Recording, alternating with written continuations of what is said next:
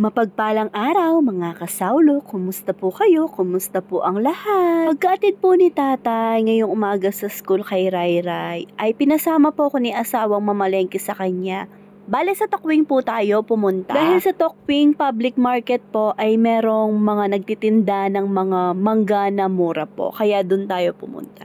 So ayan po, no, doon na rin tayo bumili ng niyog pero wala pong nagpipiga doon, sad to say. Kaya tayo po yung nagpika dahil gagawa po tayo ng ubi condensed na kalamay flavor. Ayan po, at nabanlawan ko na yung ating malagkit.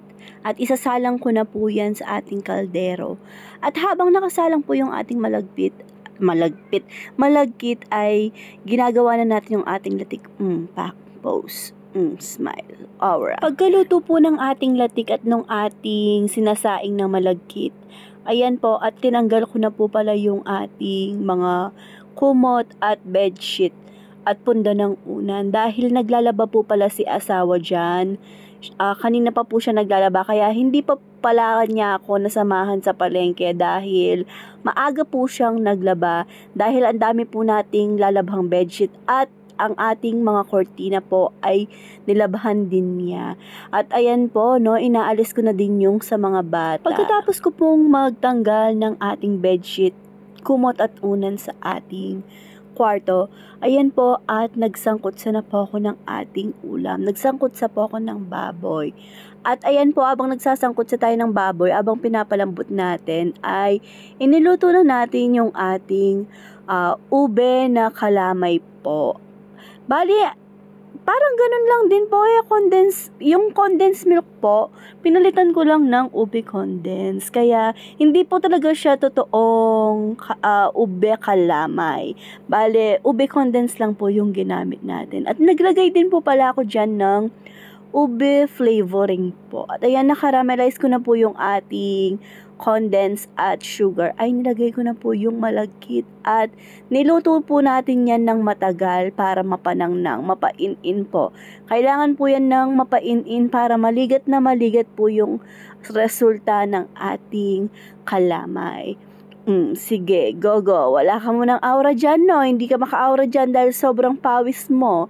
At ayan po, no, luto na po yung ating ube kalamay. Tignan nyo naman po kung paano yung kaligat niyan. Sumasama talaga, nagbabind all together talaga sila.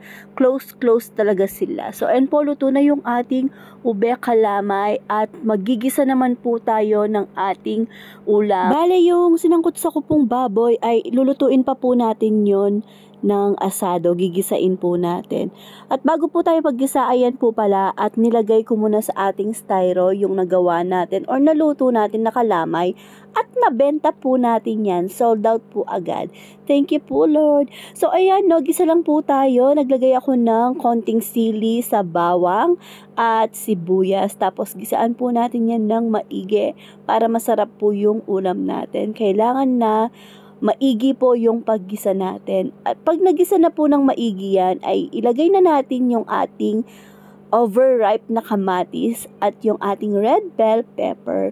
At ayan, no, nakalimutan ko po pala, kailangan ko po munang prituhin yung ating gulay pero nakalimutan ko pong prituhin. Kaya ayan, pinrito ko po sa isa pang kawali. At ayan naman po, at nung naigisa na po ng maigi yung ating mga aromatics, ay naglagay na po ako ng 2 tablespoon ng tomato paste. At gisen, pag lumabas na po yung amoy ng tomato paste, saka naman po tayo maglagay ng tomato sauce. Kailangan din po dapat na maigi yung pagkagisa ng tomato sauce or kailangan na gisang-gisa po yung tomato sauce para hindi po hilaw yung lasa ng ating ulam. At nung maigisa ko na po yan ng maigi, mga kasawlo, ayan po, kitang-kita nyo naman po, sobrang luto na yan. Nilagay ko na yung inadobo natin na liempo ng baboy at dun sa pinaglagyan po natin or pinaglutuan ng adobong baboy ay hinugasan ko lang po yun ng kaunting tubig lang po at nilagay ko po dyan para may sabaw naman ng konti.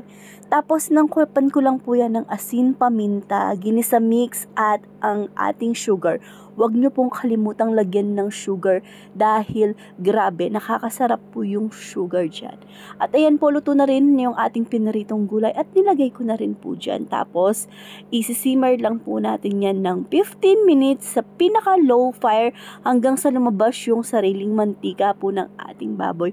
At ayan po, luto na yung ating asadong baboy. Grabe, napaka-solid po niyan mga kasawlo.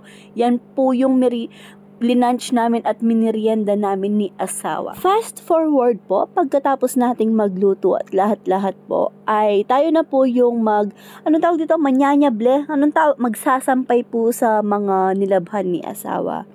Ako po talaga yung taga-sampay ni asawa. Pag po talaga naglalaba tayo, hindi po tayo nagtitinda, pero praise all to God po, hindi tayo na zero today, nakapagtinda pa rin tayo kahit papaano. At ayan po no, pagkatapos po naming maglaba ni asawa, naligo po muna ako, tapos napalitan ko na din po yung bedsheet, nakapaglinis na po tayo ng kwarto, ay magtutupi na po tayo ng 2 linggong tupiin natin. Nilalaan po talaga namin yung araw ng paglalaba natin na hindi tayo kumukuha ng order or nagtitinda para po magawa natin yung dapat nating gawin muna sa bahay. At ayan po no, nagre-relax kami ni asawa dahil pagod po yan, kakalaba po. At thank you po dahil may asawa akong tagalaba. At pagkatapos po nating magtupi ng damit, ay nag-voice over na po ako at nag-edit at ginugulo po ako dyan ni asawa. Sabi niya, ano mong sinasabi mo yan? Script!